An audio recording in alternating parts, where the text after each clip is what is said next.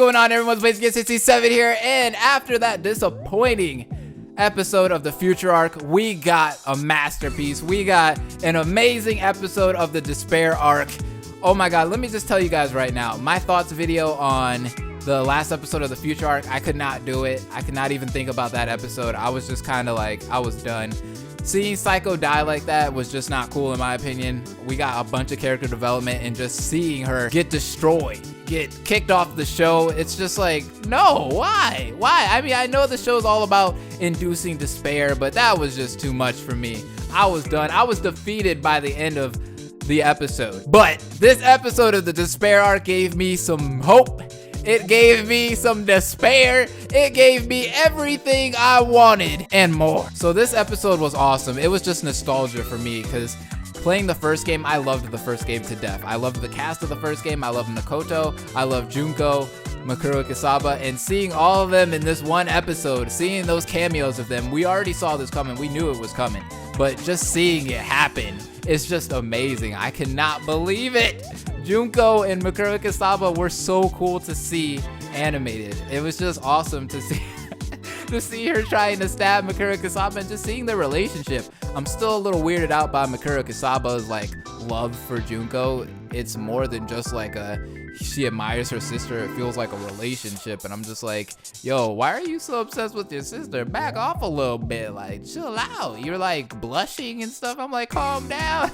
I don't think I've ever blushed when I was talking to my sister. Like, so we got to see a little bit of Ryota in this, his little backstory of how he was bullied and how he wants to create an anime, and all he does is create anime, and he literally sits in his room, locks himself in his room, creating anime all day. Doesn't eat, sleep.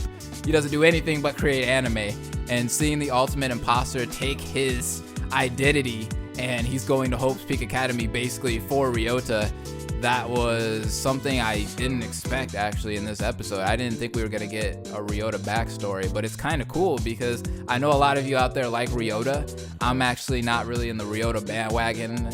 He's a cool character. I'm just not really that excited about him for some reason. There's something weird about Ryota. Like, I don't trust him in the Future Arc. There's something about him. He's just freaky to me. I have a feeling he's gonna betray someone, or he's a traitor. Maybe that's too easy, but there's something weird about Ryota.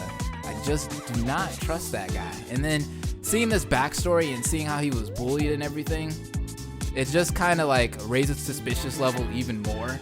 I'm just kind of like, and he was bullied, so he kind of has a motive to kill people.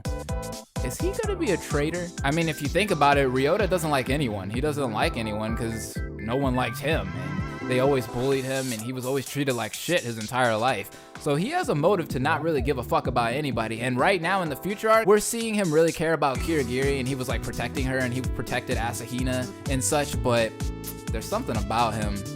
I don't know. He's just fishy to me. Everybody, can we have a moment of silence for Hiyoko? Because Hiyoko was looking beautiful in this episode, ladies and gentlemen. And I'm laughing at how Chisa was like, are you Hiyoko's older sister? Because Hiyoko was looking fine in this episode. My oh my, I might have to change my love from Chiaki to Hiyoko after that. Oh my god, Hiyoko, what happened? What was this growth spurt within a year? For those of you that have played the second game, you already know what happened at Hajime at the end of this episode. You already know what's going on. Hajime is going through a little bit of a transformation, so he's going to be a little different in the episodes to come. I cannot wait to see that. I cannot wait to see that. Izuru, please awaken. Awaken for us and give us that despair. And Junko and Mikuru Kisaba, despair is coming, ladies and gentlemen, in the next few episodes, and it is going to be sweet, sweet despair. I am going to be so excited to see shit hit the fucking fan. It is going to be great. I cannot wait for the episodes to come.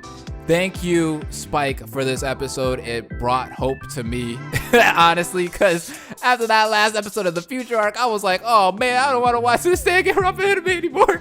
I was like, I'm done with it. I don't want to be sad anymore. I can't do this. I felt defeated. But with this episode of the Despair Arc, I'm okay. I can breathe. I can breathe, ladies and gentlemen. I'm okay. Anyways, thank you guys for watching this little thoughts video.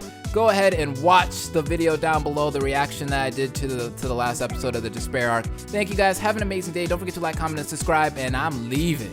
Deuces. Hope will never die.